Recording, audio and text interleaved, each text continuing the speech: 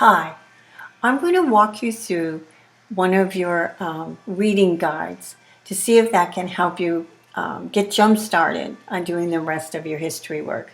Remember, during this distance learning, you only have to do the reading guides to the packets, and you already have chapter 14, so you can start taking pages off of that and only do the 4 sections and the after you read part. The video notes, don't have to do them. Vocabulary, you don't have to do it. And any of those extra pages added onto the packet, you don't have to do them. But let's say we start with section 1 and you work along with me. When it's time to write, you can turn off the video and write and then turn it back on again. Okay? So here we go. Chapter 14, this is section 1. Here are this is the reading part of it. And at the end of each reading section, as you know, you're familiar with these packets, there's a question. We've always suggested read the question first and see if you can read for the answer, okay? So the first question you need to answer is, what problems did farmers face in the 1920s? So you want to go back to that first section and read along until you find the answer. So it says, during the 1920s, the economy boomed, but there were economic problems under the surface. Industries such as clothing, steel making, and mining were hardly making a profit. Many industries had been successful in the early 1920s, but by the late 1920s, they were losing money. These industries included auto manufacturing, construction, and consumer goods. The biggest problem were in farming. Okay, so you're looking for farming, so now it's time to start thinking about highlighting. Okay, it says, after the war, the demand for food dropped and farmers suffered. Okay, so after the war, the demand for food dropped and farmers suffered. Farmers' incomes went down. Okay, so that would be what I would highlight. Now, you've highlighted the answer to the question. So all you have to do is briefly write demand for food dropped, something about the food, and farmers' incomes going down. So stop the video and write an answer either in the blank, or if it's easier for you, type it on a different document. Have your packet there next to you, open up a Google Doc, put section 1, number 1, and type your answer in. That would be fine, okay? All right, now that you've written the answer to number 1 and you're back, let's take a look at question number 2. What was dangerous about how Americans bought stock? Okay, well, let's go see what we can learn about the stock market. How healthy was the stock market? We must be in the right place, right?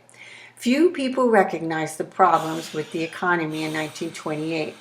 The Republican, Herbert Hoover, easily defeated the Democratic challenger, Alfred E. Smith, and that would be for election of president.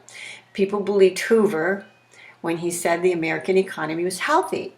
The Dow Jones Industrial Average, a measure of 30 popular stocks, was way up. People rushed to buy stocks. Many people were engaging in speculation, buying risky stocks in hopes of a quick profit. Does that sound dangerous about how Americans were buying stock? I think I would highlight that. People rushed to buy stocks. Many people were engaging in speculation, buying risky stocks, in hopes of a quick profit. To do so, they were buying on margin, paying just a small amount down payment and borrowing the rest. The problem of buying on margin was that there was no way to pay off the loan if the stock price declined sharply. So what was dangerous about how Americans bought stock?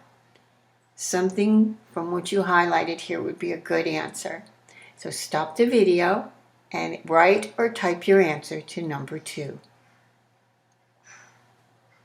Okay, now that we're back, we're going to take a look at question number 3 in section 1. Okay, what happened on Black Tuesday? Well, we look right up above. It says, what was Black Tuesday? Stock prices did begin to fall in September 1929. On Tuesday, October 29th, 1929, called Black Tuesday, prices fell so sharply that people said the market had crashed. Okay, so that looks to me like what happened. Prices fell so sharply that people said the market had crashed.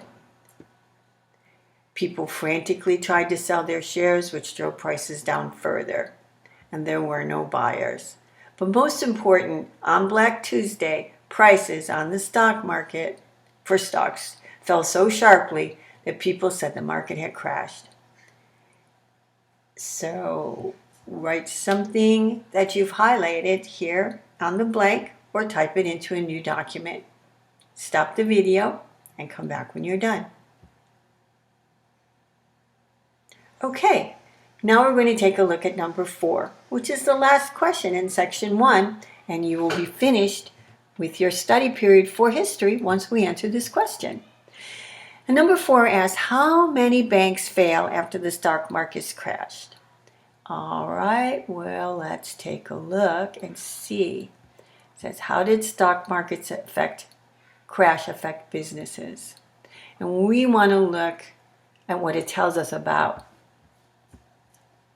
banks, right? Why did many banks fail after the stock market crashed? I think I might have read that incorrectly the first time. Why did many banks fail after the stock market crashed? See, let's start reading. The stock market crash signaled the Great Depression. This period of bad economic times, when many people were out of work, lasted from 1929 to 1940. So it lasted 11 years. Although the crash did not cause the depression, it did make it worse. After the crash, many people panicked and took their money out of banks.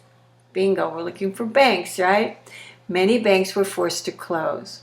When the banks failed, other depositors lost the savings they had in banks. Okay, so what did it ask you?